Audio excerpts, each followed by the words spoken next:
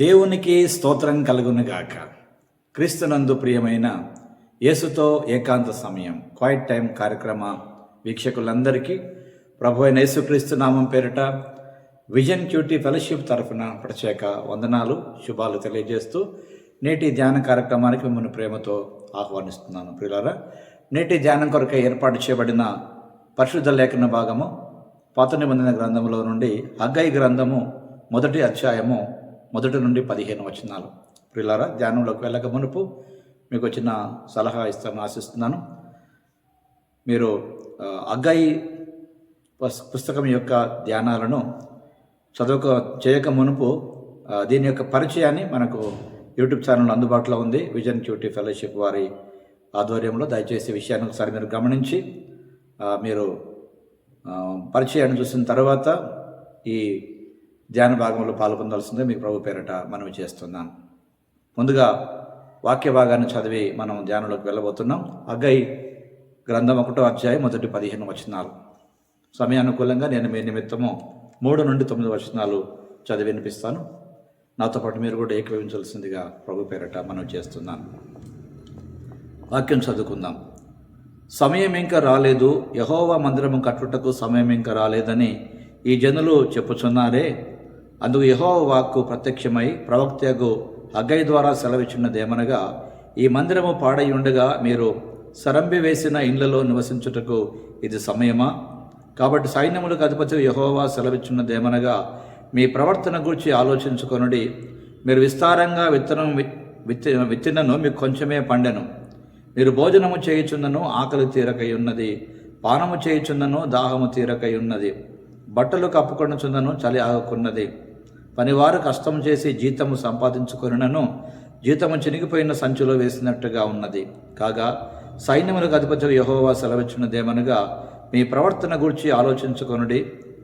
పర్వతములెక్కి మ్రాణు తీసుకొని వచ్చి మీరు ఈ మందిరమును కట్టించిన ఎడల దాని యందు నేను సంతోషించి నన్ను గణపరుచుకుందునని యెహోవా సెలవిచ్చున్నాడు. విస్తారంగా కావాలనని మీరు ఎదురు చూస్తే కానీ కొంచెముగా పండాను. మీరు దానిని ఇంటికి తేగా నేను దానిని చెదరగొట్టి తిని ఎందుచేతనని యెహోవా అడుగుచున్నాడు. నా మందిరం పాడై ఉండగా మీరందరూ మీ ఇండ్లు కట్టుకొనుటకు త్వరపడుట చేతనే కదా. చదవబడిన లేఖన భాగమును దేవుడు నేటి మన ధ్యాన సమయం కొరకు దీవించి ఆస్వాదించునుగాక. ప్రియులారా, నేటి ధ్యాన భాగమును చదివిన తర్వాత దీని కొరకు ఏర్పాటు చేసినటువంటి ప్రధాన అంశము, మీ ప్రాధాన్యతలను సరిగ్గా ఎంచుకోండి. మీ ప్రాధాన్యతలను సరిగా ఎంచుకోండి. సెట్ యువర్ ప్రయారిటీస్ రైట్ అనే ఈ అంశమును ఆధారం చేసుకొని నేటి పాఠ్యభాగ సారాంశాన్ని జాగ్రత్తగా మనం గమనించినట్లయితే, బబులోను నుండి వచ్చినటువంటి వారు అనేకులు కొన్ని అడ్డంకాలు ఎదుర్కొన్నారు ఈ మందిర నిర్మాణ విషయంలో. చివరికి ఆలయాన్ని వారు పునర్నిర్మించడము ఒక విధంగా మానేశారు, ఎందుకంటే కొన్ని పరిస్థితులను బట్టి.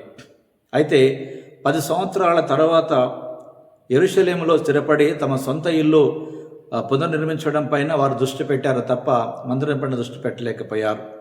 వారి ఆర్థిక ఇబ్బందులు తమ ఆలయ పునర్నిర్మాణాన్ని నిర్లక్ష్యం చేయడం వలనే అనే దేవుడు ఎత్తి చూపడం ద్వారా వారు దాన్ని తిరిగి నిర్మించడానికి వారిని ఆయన పిలుస్తున్నాడు. కాబట్టి ప్రతిస్పందనగా జెరుబ్బాబెలు, యెహోషువ ప్రజలందరూ దేవుని మాటలు విని ఆలయాన్ని మరలా నిర్మించడానికి కొరకు ఏర్పాటు చేసుకున్నారు. ఇది ఈ పాఠ్యభాగ సారాంశం. ప్రియులారా, ఇందులో ప్రధానంగా దేవుడెవరో మనం గమనించినట్లయితే, దేవుడు తన మాటలను పాటించే వారితో ఉంటాడు. ఎందుకంటే వారు ఆయన మాట పాటిస్తున్నారు కనుక వారితో ఉండి తన పనిని జరిగించుకునే దేవుడై ఉన్నాడు. ఇశ్రాయేలీయులు హగ్గై ద్వారా ఇవ్వబడిన సందేశాన్ని విని విధేయతతో స్పందించారు. ఆయన వారితో ఉంటుందని వాగ్దానం కూడా చేశాడు. కాబట్టి దేవుడు నన్ను ఇప్పుడు తనకు విధేయత చూపమని అడుగుతున్నప్పుడు, నిజంగా మనం ఏదైనా విధేయత చూపించేటువంటి పరిస్థితులు ఉన్నాయా అని ఒకసారి వాక్యపు వెలుగులో మన జీవితాలను పరీక్షించుకోవాల్సినటువంటి వారమై ఉన్నాం. ప్రియులారా, దేవుని పని సంకోచము లేకుండా విధేయతతో చేసినప్పుడు నిజముగా ఆయన సజీవ ఉనికిని మనం అనుభవిస్తాం. అనేకులకు ప్రభు ప్రేమను పంచగలుగుతాం. నేటి పాఠ్యభాగం ద్వారా ప్రభు మనతో మాట్లాడుతూ ఉండగా ప్రభు నేర్పినటువంటి పాఠముగా మన జీవితంలో ఏదైనా లోటు ఉన్నట్లు మనకు అనిపించినప్పుడు మన ప్రాధాన్యతలు సరైన క్రమంలో ఉన్నాయో లేదో మనం పరీక్షించుకోవాలి. అలా చేసుకోవడానికి ఇది చక్కటి సమయంగా దేవుడు మరొకసారి మనతో మాట్లాడుతున్నాడు. ప్రియులారా, చెర నుండి తిరిగి వచ్చినటువంటి వారు దేవాలయం కంటే తమ ఇండ్ల మీదనే ఎక్కువ మనసు పెట్టారు.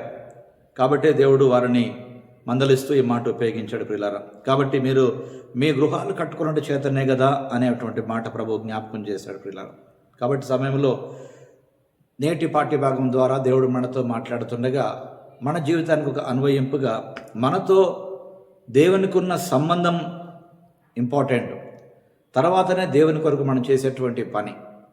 ఇలా చాలాసార్లు మనము దేవుడితో మన సంబంధం సరిగా ఉండకపోయినప్పటికీ దేవుని కొరకు ఏదో చేస్తున్నామనేటువంటి అతడితో మనం పరిగెడుతూ ఉంటాం.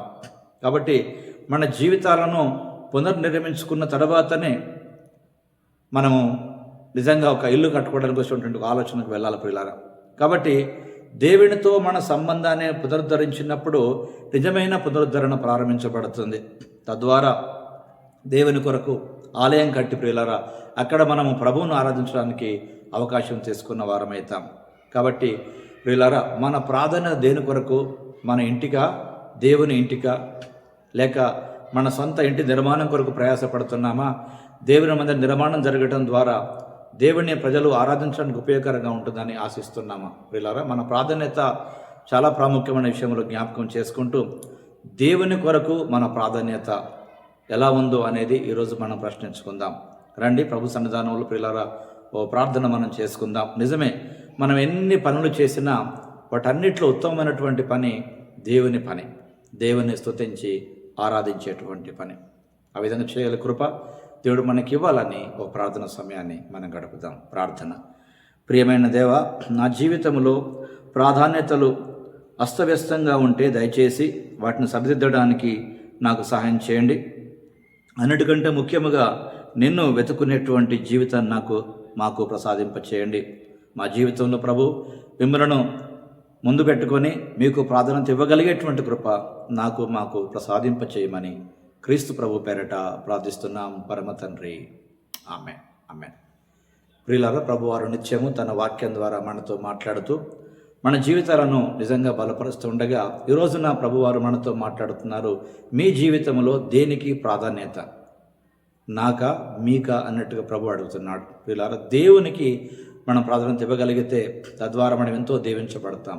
ఆనాటి ప్రజలు దేవుని మందిర నిర్మాణాన్ని పక్కన పెట్టి తమ సొంత ఇల్లు కట్టుకున్నటువంటి ప్రాధాన్యత మనం గమనిస్తున్నాం. ఈ రోజున ప్రియులారా, దేవుని పనికి మనం ప్రాధాన్యత ఇవ్వగలుగుతున్నామా, లేక మన సొంత పనుల తర్వాతనే సమయం మిగిలితే దేవునికి ఇస్తున్నామా అనేది ప్రభువారు ఈరోజు కూడా మనతో మాట్లాడుతుండగా నేను నా జీవితంలో నిజంగా ప్రభు పనులకు ప్రాధాన్యతనిచ్చేటువంటి కృప ప్రభువే మనకు అనుగ్రహించాలని మనసారా కోరుకుంటూ మన ప్రాధాన్యతలు ఒకసారి పరీక్షించుకుంటూ ప్రభువుకు ప్రాధాన్యతనిచ్చి ప్రభు ద్వారా దీవించబడే కృప మనకు ప్రభువే అనుగ్రహించాలని ఆశిస్తాం.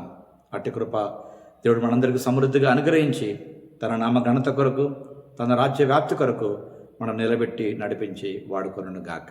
Thank you. God bless you.